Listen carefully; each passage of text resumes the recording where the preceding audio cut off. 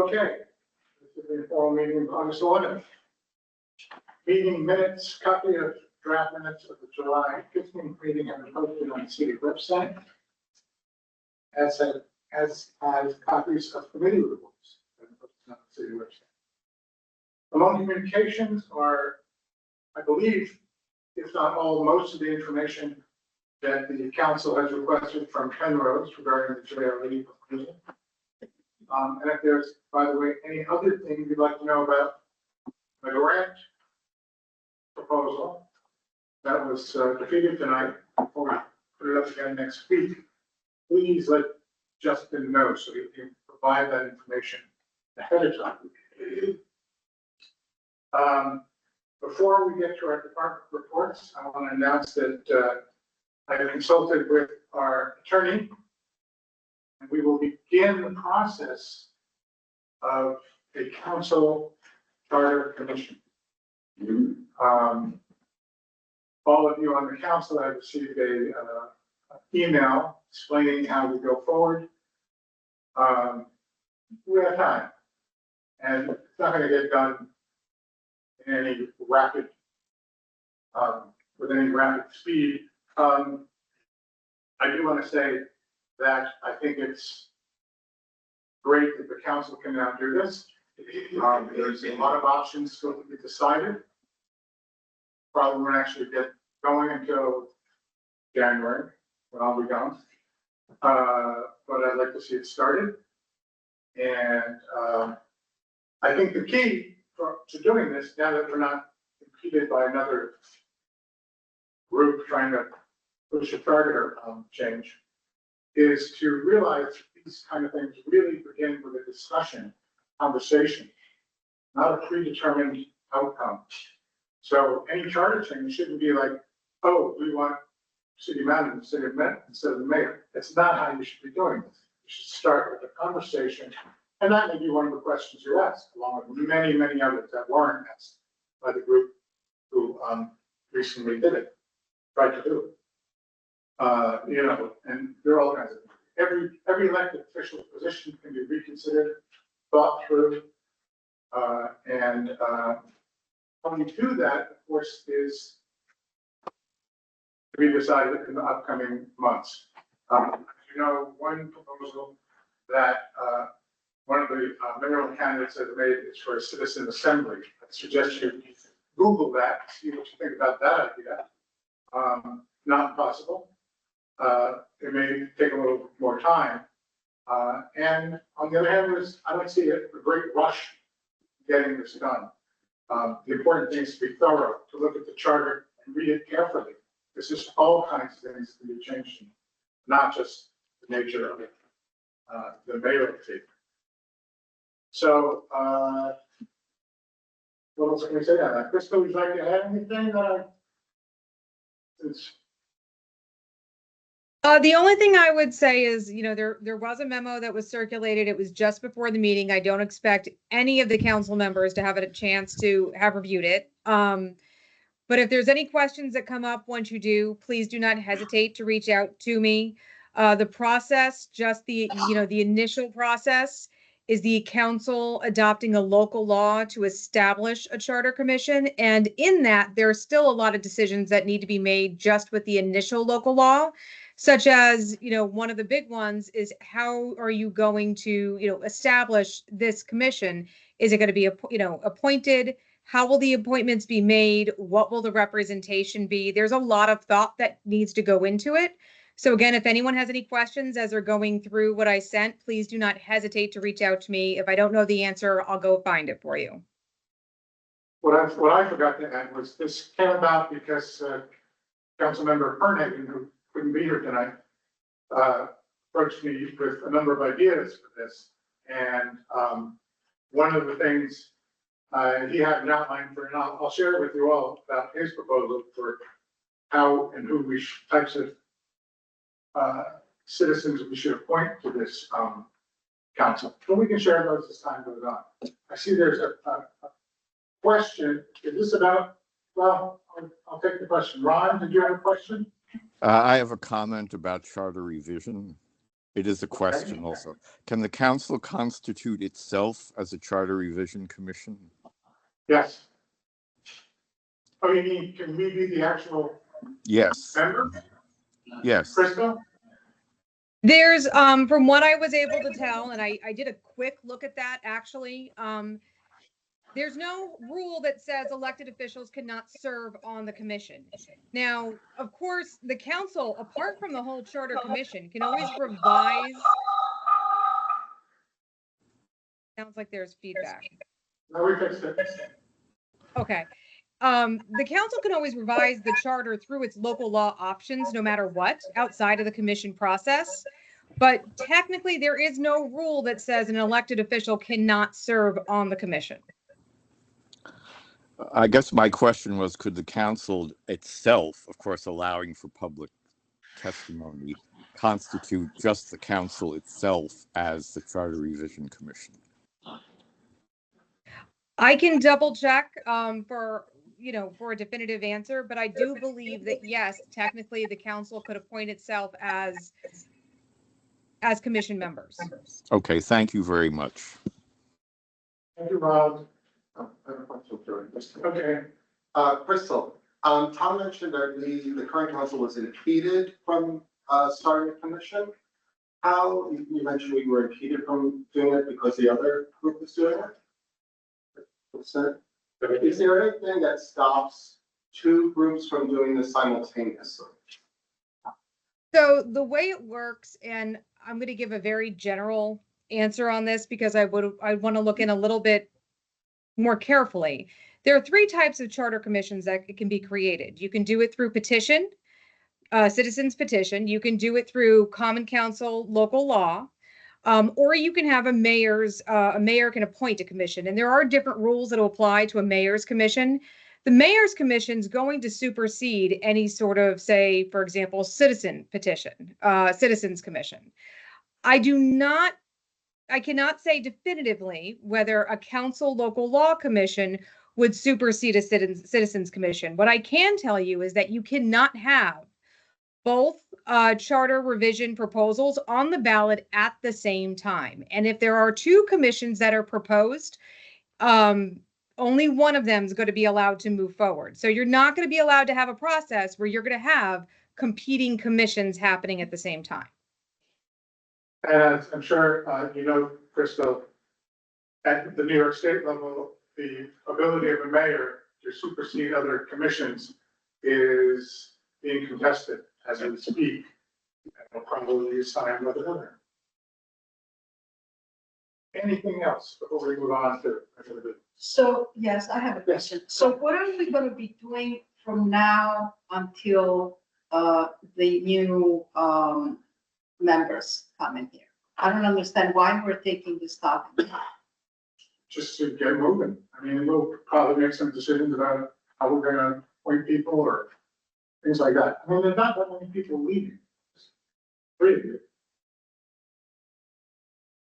Yeah, I was just thinking that maybe. Why put up more? We've got enough of that tonight.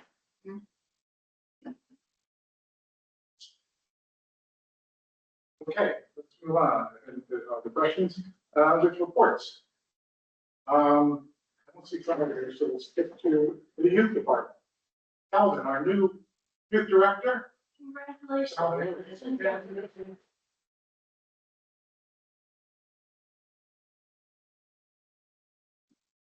Council.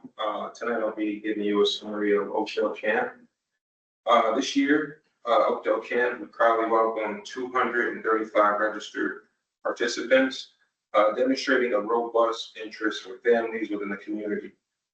While registration numbers were high, average daily attendance consistently hovered around 100 campers, reflecting the diverse summer schedule and commitments of our campers.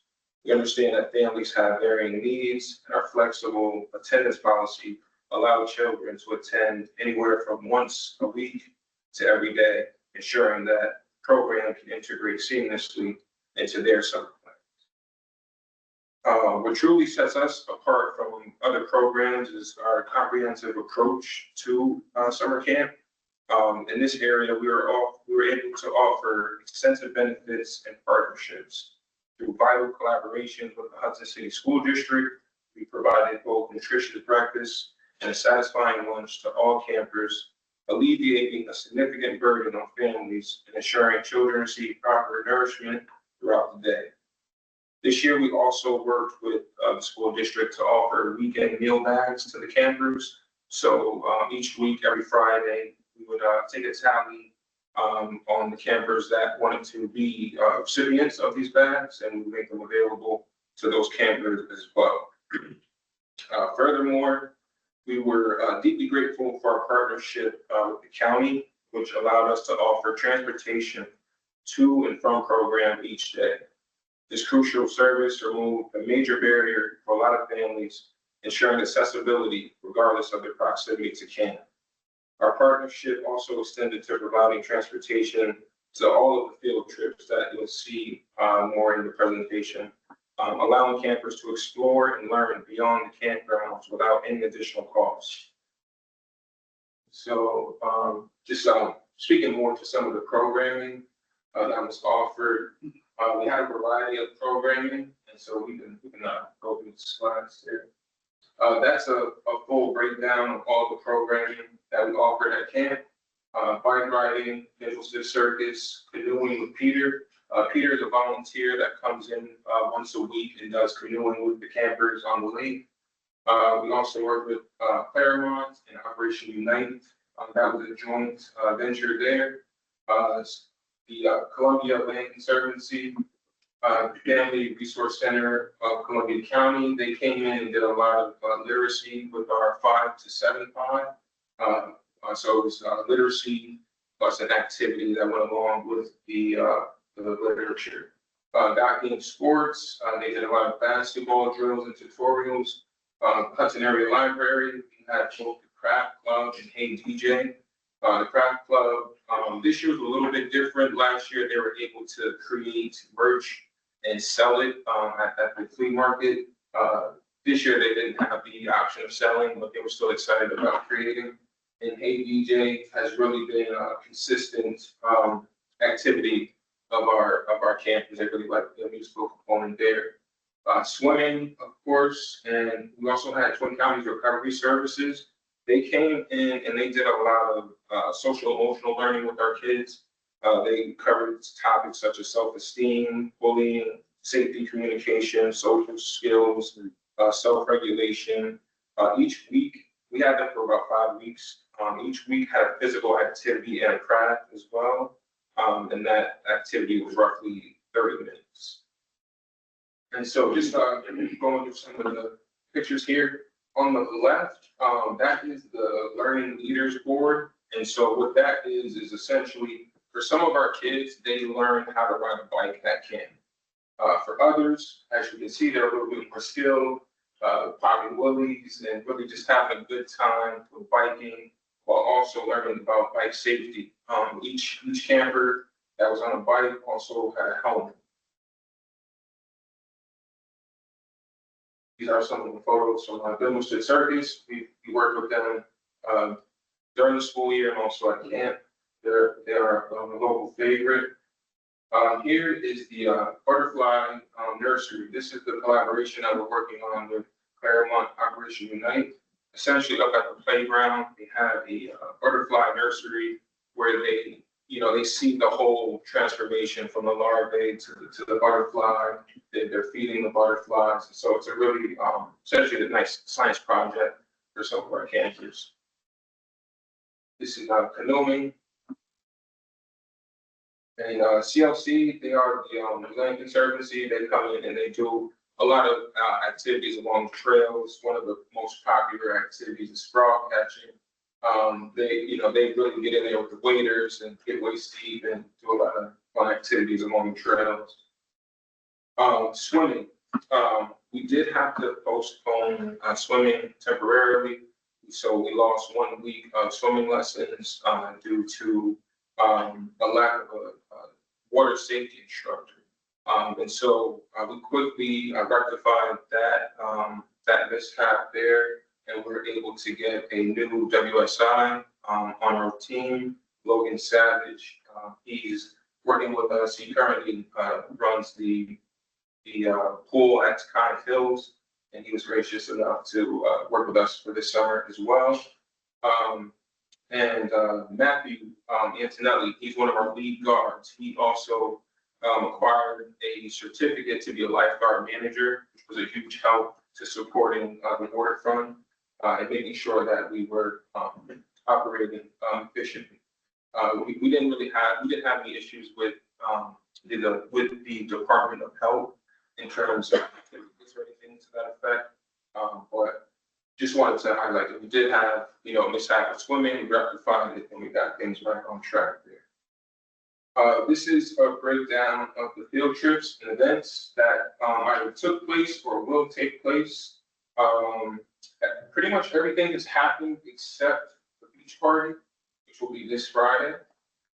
And then beyond that, these are just some of the photos from those trips.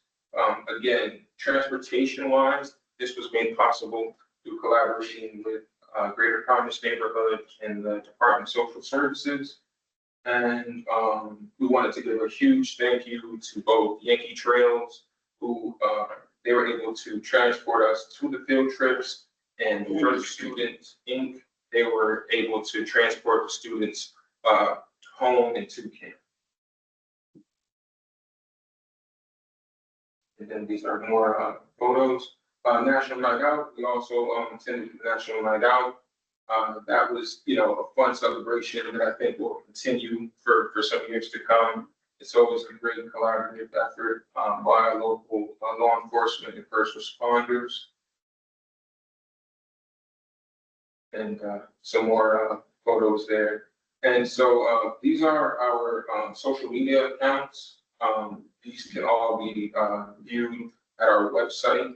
I also wanted to take a moment just to share with the public, or perhaps remind the public, that the youth center does offer building rentals, whether it be for birthday parties, different events, different celebrations. While we exist as the youth center, we understand our impact to community, and we just want to remind folks about the opportunity of renting the space if ever they need to. And again, just some thank yous to the school district, Tyler and Tabitha. Tyler's the director of facilities. Tabitha is his right hand. Anytime, we've had to visit the school once due to inclement weather. So I'm hopeful that it stays in touch, but we would not be able to do that without their help. Wanted to give another shout out to Lisa McGovern, who's helped us with food services, whether it be day in and day out at camp, or the weekend bags to the campers as well. And also to DPW. Especially with this week, part of our beach party includes a tug of war. And so DPW comes in, they dig a big hole for us on the beach. And so that is a big send off for us. And so we're not able to do that without DPW. Again, another thank you to DSS for their support. And also to the workforce, Columbia County Green workforce. This summer, we were able to bring in 8 workforce youth and introduce them into the work field. So in the years past, we haven't had as many, and so we were fortunate enough to get 8. I think in years past, we've had about 3 or 4, so we're kind of double in that capacity. It doesn't impact our payroll, which is a nice trade-off there, but they are still able to acquire those skill sets. And of course, parents and community. We're grateful and thankful that folks still want to bring their kids to Oakdale Camp. And so we're hopeful that we continue to be that safe haven for our community. Thank you, Cal. That concludes my report. Thank you. Council members, any questions? Please. So, I didn't know you can actually rent the space. Has it been used? Yes. And Yes. what is the fee? So it depends on your use. So roughly $150 for 3 hours. And then beyond that, if you want to use the kitchen, it's an additional $50. If you want to use the gym, It's an additional rate, so it's really depending on your request. But we start out with 150 for 3 hours, and then from there you can pick and choose. You may not need kitchen access because you've already had the event catered, so we'll just do that fee. Has it been advertised? Well, I think that's something that we can improve on for sure. Yeah, I mean. I think right now it's kind of like if you know type of deal. But I think to that, yeah. And so I think to that extent, we can, I think that's something that we can upload to the website and make more public. That would be good. To see. All social media, yeah. So certainly. Yeah. From the public? I guess you, Lloyd was first, I believe. Is that specifically the Boys Club? I mean, what facilities are we talking Yeah, about? you now? said 18 South Third Street. South Third. Okay, that's the only facility that's available currently? And the beach house, nothing else, Yeah, the first one does not include each other. or 18 South Third? Okay, thank you. Richard? That's right. Now I did have some reflective on that, but Yeah, certainly. Yeah, I think we can utilize Oakdale more, whether it's, featured lending itself to canoeing or kayaking. We can do, we can better utilize the rink, maybe do a skate night or something like that in the rink. Do an outdoor movie. Yeah, certainly. Lots of potential there. Okay, thank you, Calvin. Thank you, Council. Next up, Captain Miller. Or, yeah. We get more space again. Sure, no problem. You got a gun? and he knows how to use it. Right. So for the section 9 reporting, I sent you guys all an email earlier. We had 2 use of forces. There was only 1 person. I'll give you a little background. The arrested subject, Devon Gilliard, was arrested on a felony complaint out of Gilderland for armed robbery with a weapon. So he ended up in Hudson, and our patrol unit stopped him. We were able to arrest him, but while he was in custody, he wanted to fight the police, so we had to physically restrain him and all that. He claimed he hurt his wrist, but he got medical attention and everything was fine. So that was our use of force for July. As you can see, 42 arrests with 55 total charges for July. We had 9 emotionally disturbed person calls. And luckily for July, we had 0 overdoses, 0 Narcan, and no reported OD deaths. So that's that for the reports, body worn camera reports. Nothing to report on that. In addition, for July, we had 2 officers attend what's called the Assisting Individuals in Crisis Training. And basically what that is our officers are now specialized to train for first responders and police officers to help them through crisis, or so if they respond to a call that's overwhelming them, they now have a support team that's trained professionally now within our unit. We have 2, and they can help outside any first responders or anything like that. We're also now part of the Columbia County Crisis Intervention Team, which is nice. Because we've been, I don't know if you remember last time I was up here, I was telling you how we helped them out, but they had the plane crash and we helped out some of the first responders and all that. So now we're actually officially part of their team, which is really nice. Also, 2 of our guys, or I'm sorry, 3 of our firearm instructors went to the Glock MOS instructor workshop. And what that basically is, as you guys remember, last time I believe I was here, we were talking about the optic changes on our box. And so they had to get trained on that so they could train us. So that's basically what that school was. Our newest member, Officer Skimmerhorn, he retired in May, but he just started Police Academy in July. So he's up at the Zone 14 in Schenectady Police Academy right as we currently speak. Also, again, we've talked about this in the past. We have a brand new CAD system. The CAD system is the computer aided dispatch for our dispatchers. It's all computerized. So before this, We were literally using paper and everything else. So this is a great system. It's a great tool. So we're actually utilizing it. And so far, it's been just great for improvement with our work. And also, I know you had a concern with the school zone. I'm going to work on this with the state police this week for the first week of school. Try to get some enforcement out there for speeding, this and that. They usually help us out. And I think Chief said that she was going to look into a grant maybe. Yeah, we have a PTS grant that will cover that details. So yeah, we already have it, we secured it, and it's just a matter of asking them. They're pretty good with Do it. you know how much the grant was? The grant for the year is usually about $6,000, but we use it for different stuff throughout the year, what we think is important. Like if you guys ever see the money details that we do on South Third Street, when we check for everybody's seatbelt, that's part of that grant. And so what did you do? How pays for It pays the overtime the for the overtime officer. for Yeah. the state Detail. troopers? Not for us. Or you They guys? have it, but they have their own grants and stuff. But yes, ours, the DCGS, the state says, yes, HB, we're gonna give you $6,000 to do extra, enforcement of traffic. And we utilize that money throughout the whole year for different things, but we will do it for the opening week of school. Okay. I had a question. Margaret? So, in that same area around the school district, in that part of the fort, there have been increasing concerns about e-bikes and speeding. Mhm. And I'm wondering if at the time that you're doing that, and I did talk to Chief Franklin about it, that, and maybe you also, but there's a difference between the assist ones and true e-bikes, where it's basically a moped really. And the rules are different. Correct. So So is there something you can do to try to identify those, give people warnings, because they are speeding? And don't they supposed to wear helmets? If depending, yes. yeah, it's all different rules.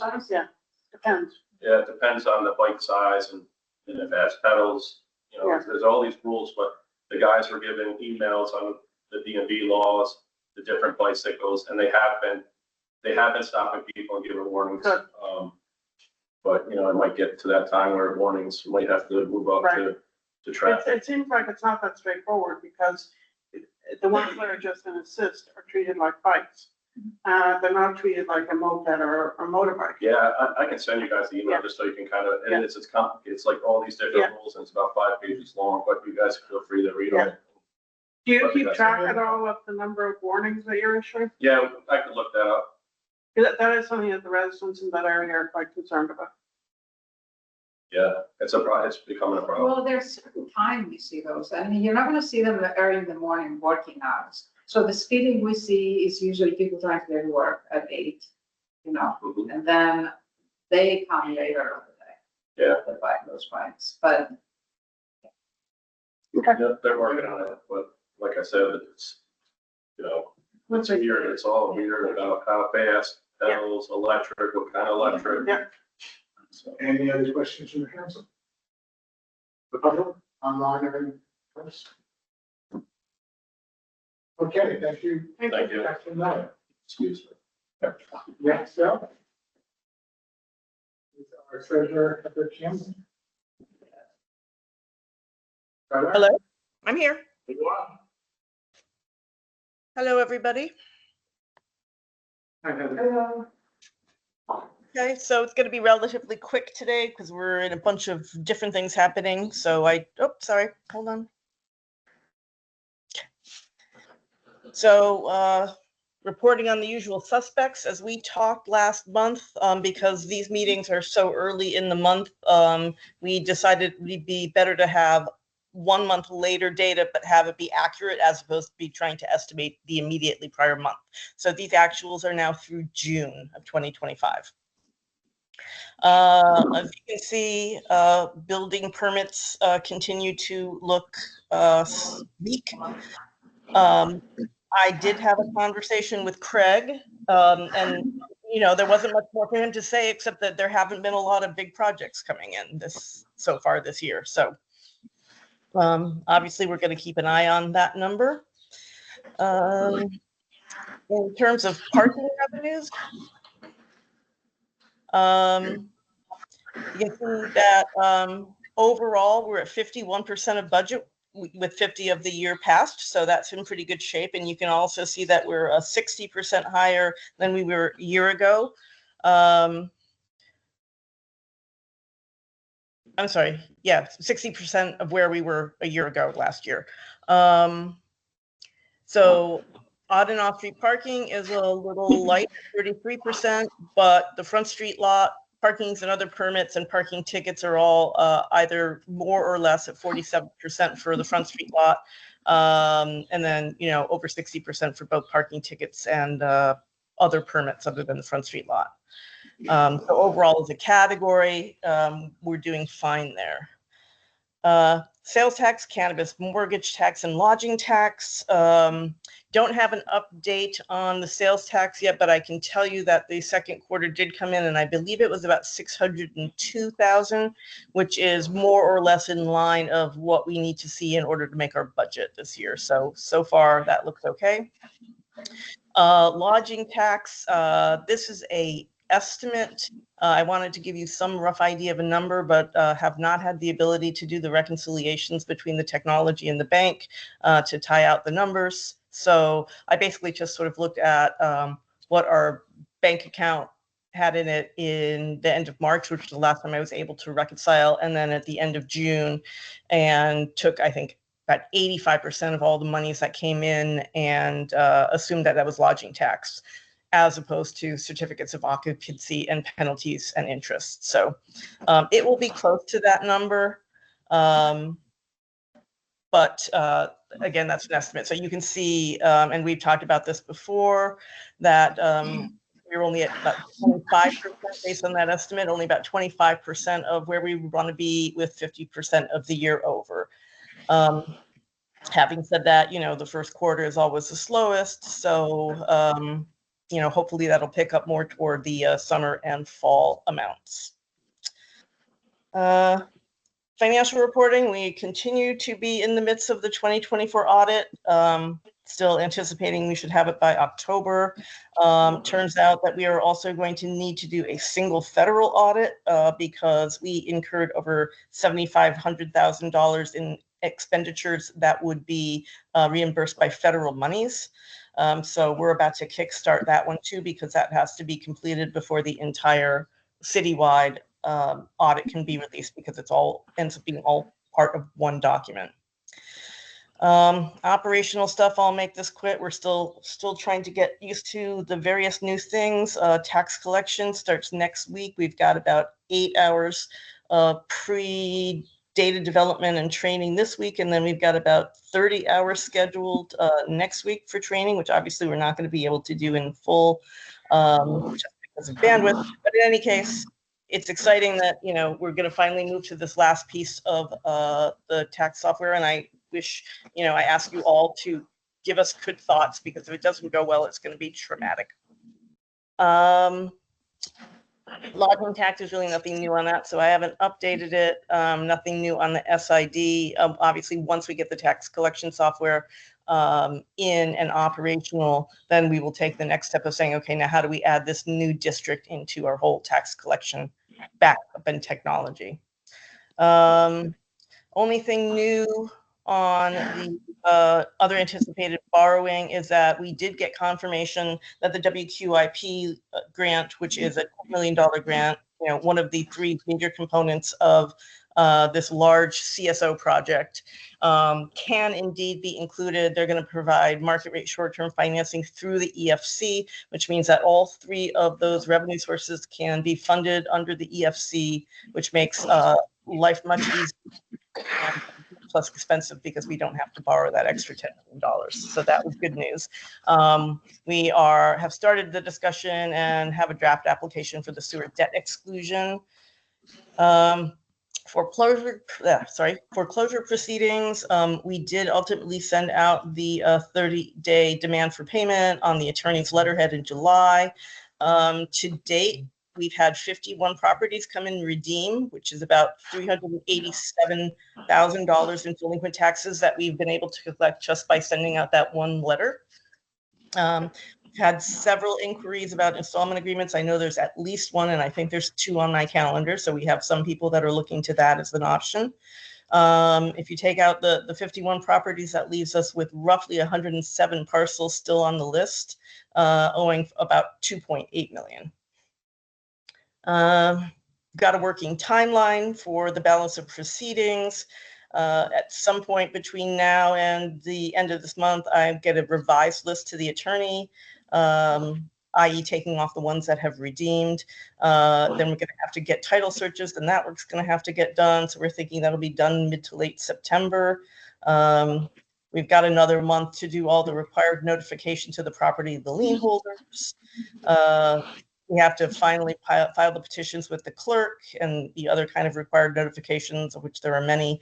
So it's looking like if the city is in fact required to foreclose on any properties, it would likely happen in the first quarter of 2026.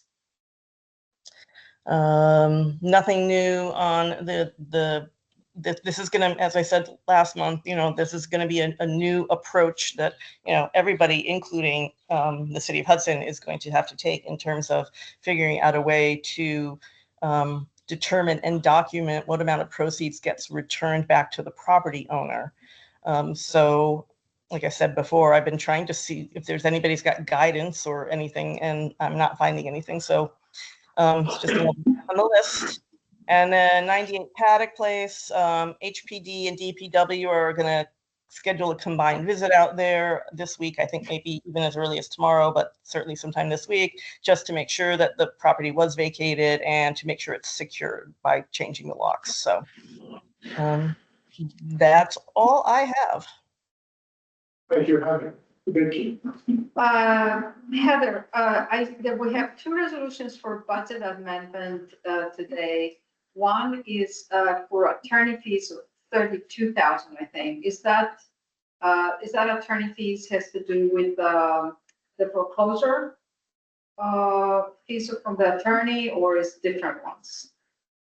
It does not have to do with the foreclosure. We've barely started any work with that attorney. It is whatever is being charged against the attorney's fees line. So it wouldn't be, Andy or Crystal. It's the,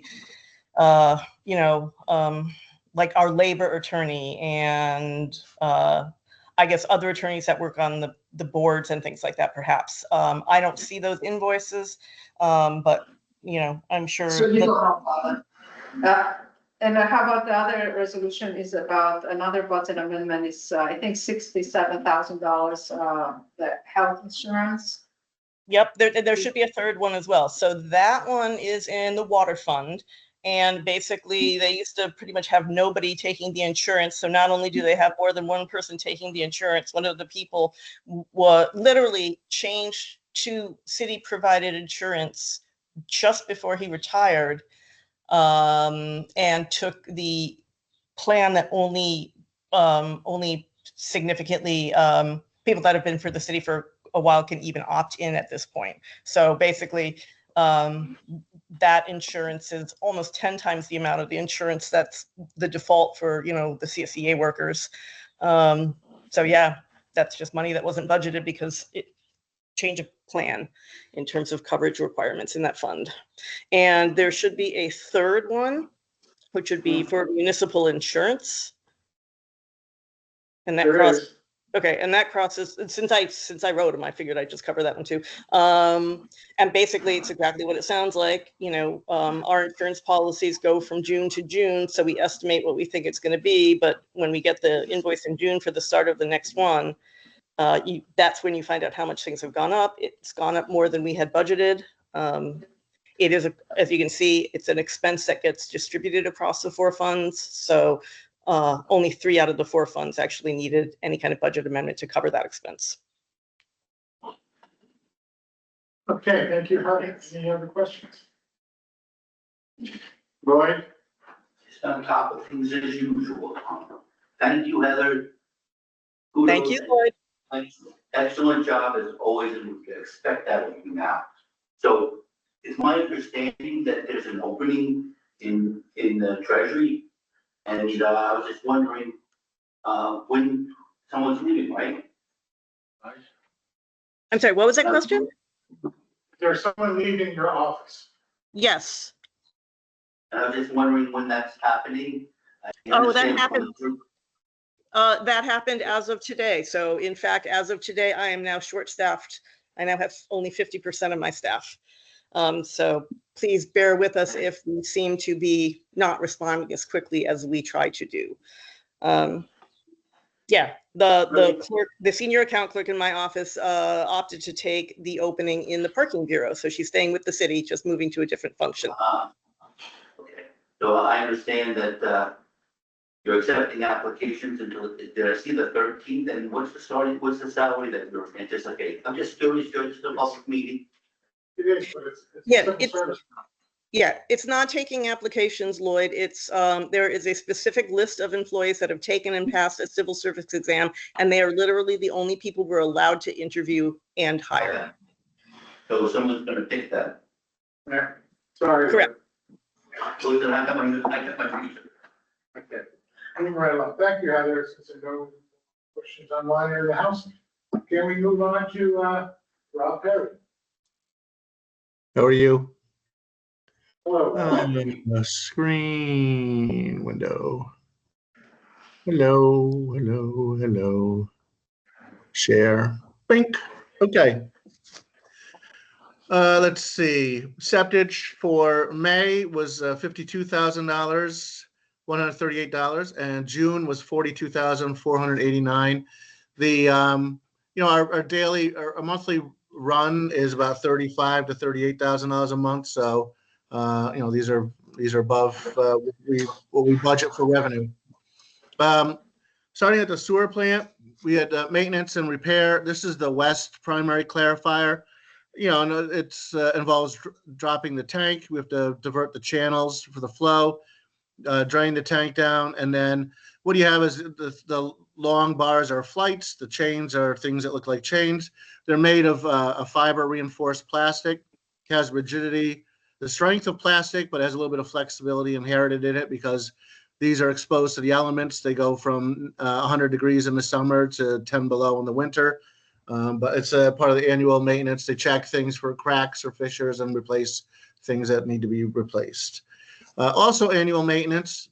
This is one of the digester tanks. There's a contractor called Earth Care, comes up from New Jersey. They have some serious vac trucks. They have to suck up. What you're seeing right there is actual grit. It's basically fine sand. And 100% of that sand, because I know I don't eat sand, you don't eat sand, so it doesn't come from human bodies. It comes from our streets, our catch basins, and any kind of failures within the collection system itself. So we don't have the means to get rid of this outside of physically doing it. This is why street sweeping is absolutely critical to our processes. We'll spend probably $30,000 a year. These guys will come back a couple times a year, and that's all they do is they shovel this grit-laden slop into a vac truck. Has to be treated as hazardous because it is mixed with sewage. And so, we can't clean the sand from the sewage and we use it, but it's an expensive process. So again, I like to reinforce how absolutely essential street sweeping is to our process. Otherwise, this would take place probably 3 or 4 times more a year than it does already. Also at the sewer plant, we have the new bar screen. It's been installed. None of the control work has taken place yet. Still needs to be powered up.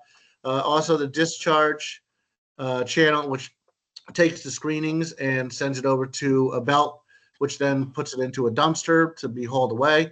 So, a lot of the actual equipment's in place. The next couple of months are basically all the technology and the power to make it run. We have with survey complete phase. As part of the capital project that Heather described, the EFC project for stormwater separation. So the phase 1, the survey is complete. It's now in the design phase. That's expected to go on probably until December or January of next year, at which point the bid will go out for phase 1 in the wintertime. And we expect to be under construction, hopefully spring of next year.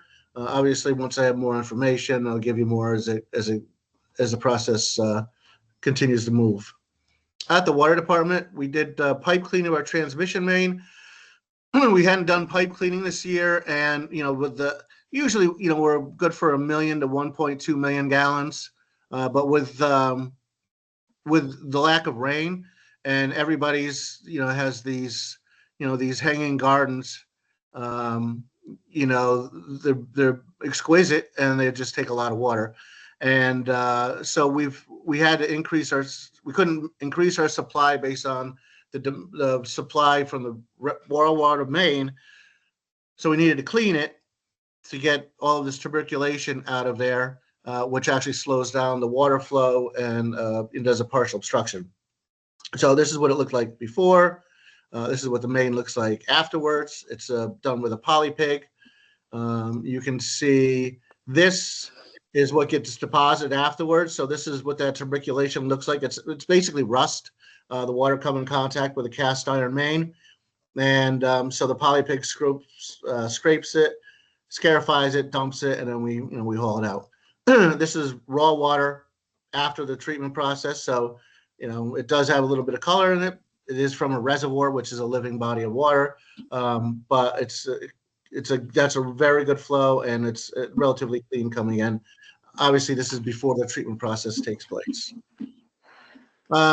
We have just a couple other things. There will be an application for a planning grant for the water department. And if you recall, a couple of years ago, we applied for a planning grant for the sewer department, and that created a document that was then used to apply for all those grants that we awarded, the Bill grant for $50 million, the WQIP for 14, the WIA for 10. So we're trying to do the same thing with our water infrastructure. The transmission main, the reservoir, they're over 125 years old. They're original. And, we need to, evaluate them to see what processes can be improved, what new technologies are out there, maybe lining the water main to get rid of this tuberculation problem, maybe replacing some sections of it. We also know that the church, the Clobrook pump station, although it worked fine when there was an open sand reservoir, now that we have a plant, we've had a plant for 20 years, you've got a pump and a pump station that's going to push against a valve in the plant because that's going to try and restrict the flow. And you're getting all this pressure that's going to go on a 125-year-old main in the road, Route 23B, along the cemetery, and it's basically going to cause that pipe and the seals to blow apart. So, there's some improvements that need to be identified there with some solutions, and then we can go for funding sources, afterwards. But the grant is step one, the grant application. This is a CDBG grant. It has a $0 share. It's a $50,000 planning grant. Also, so we know the hydrant flushing, I guess it's on the social media and the city's website. That does begin tonight. That's a critical part of keeping the distribution system to the maximum capacity, as well as, there is like film and stuff that builds up inside of the mains over the course of the year. So this is a way to, you just blow a lot of water through it, and, it shoots out onto the ground, and away it goes. It takes place over 3 nights. We will be using a lot of water to do this, probably 400,000 to 500,000 gallons. So, by the time this process is over, we'll be down over 1 million gallons in the tank. But, with the pipe cleaning from the transmission main complete, we should be able to fill it back up within a week and a half or so. Unless we get rain. We get rain, it's going to happen a lot sooner because people are going to turn their hoses off. So, and we saw that when we had rain in last month. The day that was dry and 90 degrees, it was 1.5 million gallons. The next day it rained, it was 1.2 million gallons. So 250,000 gallons, just going to gardening and flowers and sort. And pools. Everybody's favorite vending machine. So, this was online just to inform everybody that the vending machine that dispenses blue garbage bags is malfunctioning. This is serious inconvenience. First of all, it's operator error.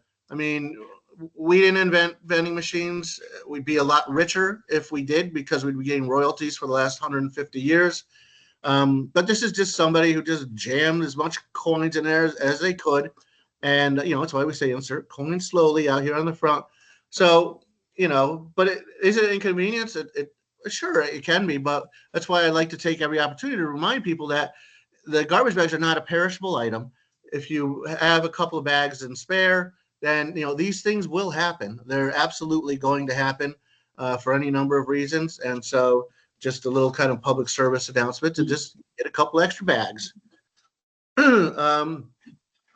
Maintenance repair, this is Tanner's Lane, and what happened is, you can see it's all kind of mud, dirt here. And when the garbage truck goes down there, they create these ruts. If it's wet out, they can get stuck. The plow has issues turning around when they're doing the snow. So what we want to do is just build it up a little bit. We just grade it off. This is just millings. There's nothing, no blacktop or asphalt necessarily. It's permeable. We packed it down. And this is just the end of the road of city property up against the railroad tracks. So just trying to make it a little easier for us to do our work and trying to ensure that we don't damage our equipment. So, and what do we have here? Columbia Street. Oh, so, some of the streets back, this kind of street sweeping is a common theme tonight. This is Columbia Street because of the truck route and because it's pretty narrow. It's one of those streets that just really doesn't alternate. So when we need to sweep it, which we do, we have to put no parking signs out. It's a big deal. A couple of cars were abandoned, so HPD had to move them for us. It's but that's the only way we can clean the streets is to get over to the curb. Also, this is and it's not just us. This is out in San Francisco, and believe it or not, other places, even enlightened cities like San Francisco, do street sweeping in the middle of the night. So it's the most effective way to do it. It's the easiest. We have to get to those curbs, and it's the least disruptive to daytime business because we can't do it with cars in the way. So to parks, there was a broken rod. This was at the linear park at 327 State Street. So the water department excavated down, put a new valve rod in, backfilled, did the concrete work. So it's all cleaned up. So now that fountain is working again. There's also a hose inside of it that works for plantings and such. This is at the Promenade Hill. So what happened is, the kids, I guess, were sticking stuff in the blow spout of the whale, and so we thought that was a reason some of the piping was coming apart. So we put in a pressure regulator. There was already one pressure regulator in place. This is the one on the top that goes to the fountain, because if you're going to drink at a fountain, you don't want 100 psi water. Put it in your mouth and shoot out your nose.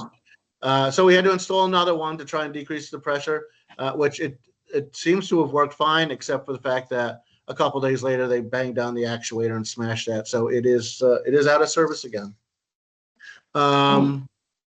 This is at the bocce court, Thurston Park, whatever you want to call it. This is down the 200 block. So in collaboration with some staff at the starting place, they walked the little kids over here and some of their volunteers. They wanted to do an improvement project. So, we removed a lot of the material. We put down some fabric membrane. They purchased a pallet of mulch. We purchased a pallet of mulch, and and then put everything back together. They were going to do some painting and do some other work. And our guys, we put the equipment in, and of course, we want to make sure we pay attention to quality control. So want to make sure that it was going to be safe for the little kids. So here they are testing it out, and everything passed with flying colors. The little shared services.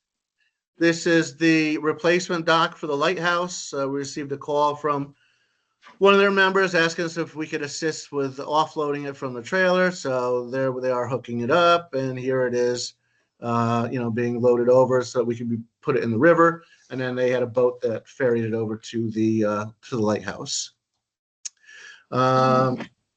We have this is at the cemetery, Columbia Turnpike. I don't know if you've seen it or not, but it's car versus wrought iron fence. So the fence is pretty well destroyed. It's bent and all sorts of contortions. So We've reached out to a couple of contractors to see if they can give us some pricing to replace it. Obviously, it'll be an insurance claim, so you will see a resolution once we have some pricing to accept a revenue from our insurance claim to the driver's insurance, so that way they can, we can pay for this to get repaired and replaced. DRI, this is what one of the famous intersections looked like before. And yes, there was yellow paint on the granite then. It's all the intersections in Hudson get painted, granite or concrete. The fact that people double park there or park there illegally, that's not a DPW problem. I'm sorry. We do what we can to identify it, to bring visual cues to people without having to stick 1,000 no parking signs on every single intersection for 10 feet. And then another parking saying, oh, it's parking's okay, from here on out. So it's just a minor cue. This is, the guys overspray a little bit. Yes, they did. They were properly scolded, and they were supposed to. They've gone out and they've cleaned up some of the marks so that it doesn't look as kind of ridiculous as it did. But yes, they were sent to their room without dessert. Down to the bridge. It's DRI. So here's the new approaches. This was done last month. This is the new Water Street coming over. And, the fencing is all up, and striping. This scarification, which are these lines, are there to give better traction based on the incline. So the bridge physically is done. There might be some minor punch list items. We don't know if DOT has conducted their final inspection yet. We don't think so. At the point when punch list items are complete and inspections are complete, we'll complete the closeout package. It looks like this project will come under budget, so there will be a resolution to amend the award amount by reducing it. And at the point of the conclusion of this project, we will receive about $200,000 back from an escrow payment for the train flaggers. We were responsible to give them $350,000 or $375,000 a couple of years ago. We used $175,000, and we were required many years ago to give the Amtrak $150,000 for their review of the program. And with the completion of this project, we should get about $100,000 of that back. So we are looking at about $300,000 back out of escrow payments, and we're looking for the project to come a little bit under budget. So that's all I got. Thank you, Rob. Questions from the council? I just have one question. Okay. Rob, can you hear me? I can. I think a couple of weeks ago, there was, the water was running a little brown in the faucets. Usually that's associated with things being flushed when you're flushing pipes. Did that occur in the last few weeks? We haven't done, everything that we did was out in the raw water in the transmission side. So whatever we would have disturbed was either blown into the pit or it came out in the filtration process at the water plant. So that one. It didn't last for very long, but whenever this occurs, I get questions about why it's occurring. And I'm just wondering if, when you are doing it, like if it's something that it's going to be a day or two of discolored water, if maybe we could just post something on the city website so that people know that it's normal.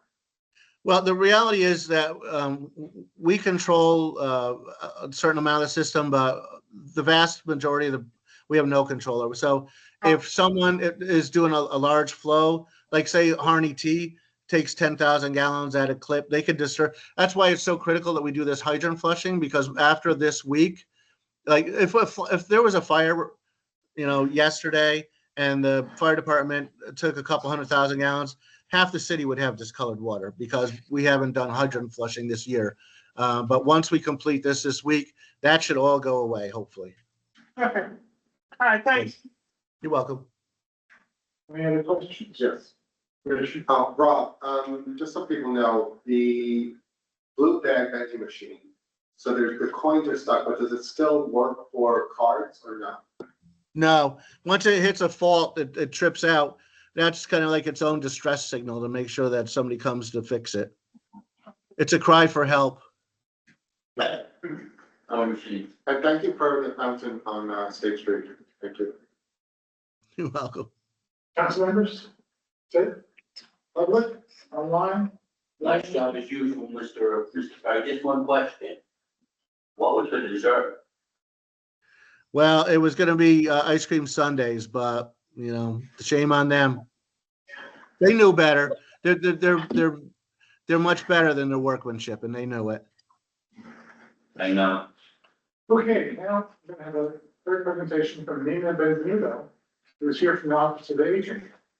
Hello. I'm Jill. This very brief, because you asked me to, but also more importantly, because we are rapidly approaching bedtime. You're quite some time now. So really, all I wanted to do is introduce myself. For those of you I haven't had the pleasure of actually meeting one-on-one yet, I'm Nina Benvenuto. I've been the director of the Columbia County Office for the Aging for a little over a year now, and it has been quite an adventure. And my staff make fun of me for this. What I'm really trying to do is become the McDonald's of aging services, right? I took like one marketing class in college and that stuck with me, right? Because when you're like, I really want a burger, I really want some French fries, what comes to mind? Those golden arches, baby. So I want to be the McDonald's of aging services, right? I want people to know about us way before they need us. I have been going around and presenting to all the town boards, which is a lot. I think you guys, I don't know how you do this regularly. It takes the toll, yeah. Why didn't you come to us first? Alphabetically, age, no, there was no, well, but still there's Austerlitz. Okay. You're not serious. There was no method to my madness, which is kind of how I approach most topics. But I wanted to bring just some resources for you. I've got a bunch of copies of our current newsletter. We do one quarterly. There's a ton of information resources in here. This one I'm personally very proud of because I did a little blurb about the Golden Girls, which I've been trying to incorporate for a year now, and I did it. You got it into the newsletter. I brought just a couple pamphlets, which is like a very condensed version of what we do, with some bullet points in there. And then if you wanted to sign up for the newsletter, and then a little flyer for our Hudson-based senior center. But essentially, if you've got questions about aging, whether you yourself are aging, which we all are, or you know someone who could use some support in their aging process, give us a call. Even if you think it's a question we might not be able to answer, we're going to find someone who can answer it for you.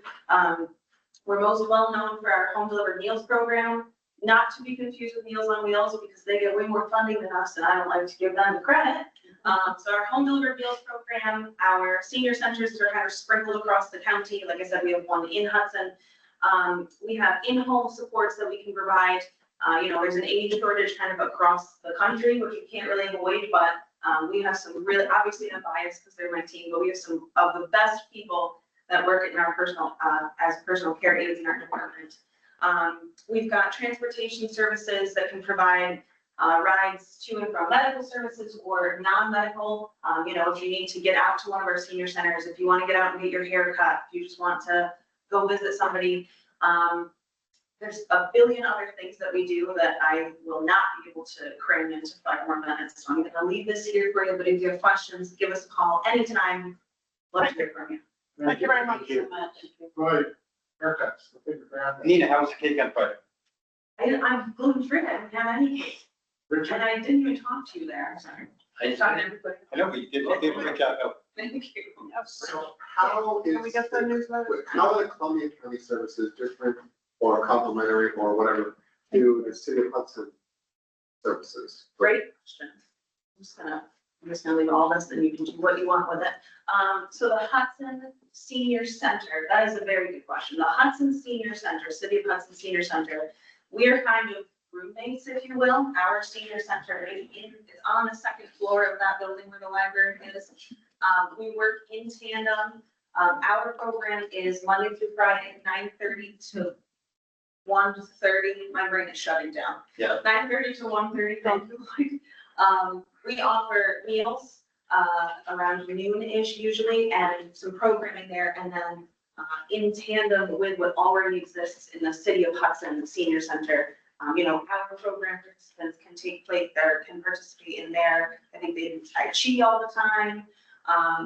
We have 2 registered dietitians that come on staff, so anybody attending the City of Hudson Senior Center program can come into our program and get a meal, sit in for some of our programming, things like that. So we kind of work in tandem, but we aren't outside of that actual senior center. We don't do much else together. But I'm a big fan of collaboration. I wouldn't say accosted your youth director tonight, but I was like, oh my God, I've been meaning to talk to you. I want to do intergenerational programming. So if there are ideas, and I know we've spoken on the phone, so it's nice to put a face to the name. If you have ideas, questions, things that you think could be improved with the help of my office, please don't hesitate to give me a call. I have about 400 emails sitting in my inbox right now unread though, so give me like ish to get back to you if possible. Respectfully. Thank you very much. Any other questions? Thank you, Gina. Thank you. Thank you. Okay, let's get to the resolutions. Think we were pretty simple now. First resolution is appointing commissioners of deeds. Can I have an introduction in a second? Oh, How many commissioners of deeds are there? Because we get one of these almost every month. you know which one? No. There's an infinite number. It's partly because, I know Officer Miller can speak to this. I know the police often do it because it.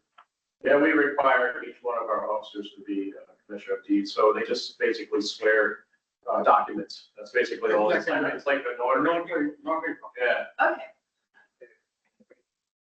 Yeah. And then, of course, there's the aspect of people who collect petitions, community commissioner of deeds. So there's a whole variety of things. Doesn't have any great. I think it's every 2 years. If you have, it's every 2 years, you have to reach. That was another question. Yeah. Thanks, Mike. Okay, with that being said, with introduction in a second. Jennifer and Dawn. The next, before I, is authorizing budget amendment for an HPC laptop. I did check. It is not going to be used by HDC. It'll only be here for city use. Which was the question I was put off last time. Can I have an introduction in a second?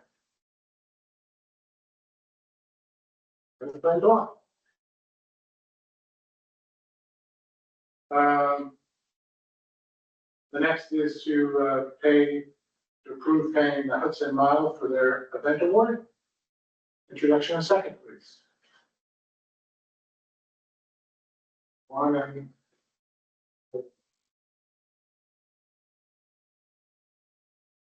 The next approves a parking appeals officer stipend. That introduction second, Jennifer and one. And the next is a petition authorizing an encroachment for 9 Partition Street. This is an overhang of a window. It needs our permission. Can I have an introduction second? Rich and Jennifer. Now, the next is a mistake on here. Chris, do you want to speak to that and give us the proper? Yes, so the first 2 whereas clauses on the second page of this were not supposed to be in there. They're already assuming that there's been notice in a public hearing. I did shoot over to Logan a revised one, but that's the difference for this resolution. So I'll have to make sure that for the formal meeting that the correct resolution goes in, because this resolution is actually authorizing notice to be published and a public hearing to be set. Okay, so we just put it off, or should we? We can put it off for the formal, that's fine. We can just introduce it just then. do I'm that. happy to answer any questions the council has about the resolution now, but we can just introduce it at the Okay. formal. Yeah. Don't we supposed to put down the amount, how much that we're selling it? No, because we first have to authorize that we will sell. I thought- So we don't, So Chris, The- when, you said it was a two-part process when we spoke. So they're gonna be next week when we have the separate document that lists the dollar amount? It'll be next month. So what will happen is the first thing that you're gonna do is you're gonna because this is a street, it's not just selling property. The first thing that we have to do is discontinue that portion of the street. And then the next step is actually gonna be the sale of the property. So this month will be the discontinuance, we'll set a public hearing, and then next month you'll have the resolution authorizing the sale for the actual property, and that'll have your dollar amounts in it. Thank you. Thank you, Crystal. Okay, the next three resolutions we heard about from Heather. First, authorize the budget amendment for municipal insurance expense. Introduction, a second, please.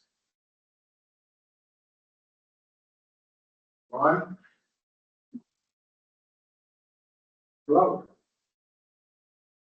And the next one is for the water fund budget amendment for health insurance. Introduction, a second, please. Well. Awesome, money. Good job. And the last is a general budget amendment, cover additional attorney fees. Introduction, a second, please. Lola and Jennifer. Okay, that's all of our business for tonight. Any comments from the council first? Dominic Maloney? Since Nina was here and speaking of the senior center, who actually oversees now the senior center? You'd have to ask Naya. But apparently the air conditioner wasn't working in the big room and they were all crammed in the small room. Yeah. So I'm wondering, are we responsible? There is, that's a good question. No, I mean, I'm sure the landlord's responsible. Yeah. I don't know, depends on that lease, I don't know. Yeah, right? I hear you. Question? Anyone else? Public? I guess we're beginning with, Yeah, what's the reason? So I was disappointed to see Princeton's letter to the council. who's it? Princeton's. Yes. With letter to the council. So was I. And in this regard, I just, I know Kelly, I know her is wonderful. I would consider an attribute, if 1,000 people through her big towel spa situation, and I just wish that her concerns that she had better experience. Well, I saw her today and she's being treated quite well. Well, I would hope that we're. I need to get her to change your mind. Okay, any other public comments? Online, anyone? With that, I'm getting motion. Adjourn. Ron, second. Jennifer, all those in favor, signify by saying aye. Aye. Anyone opposed? Second, thank you. Bye.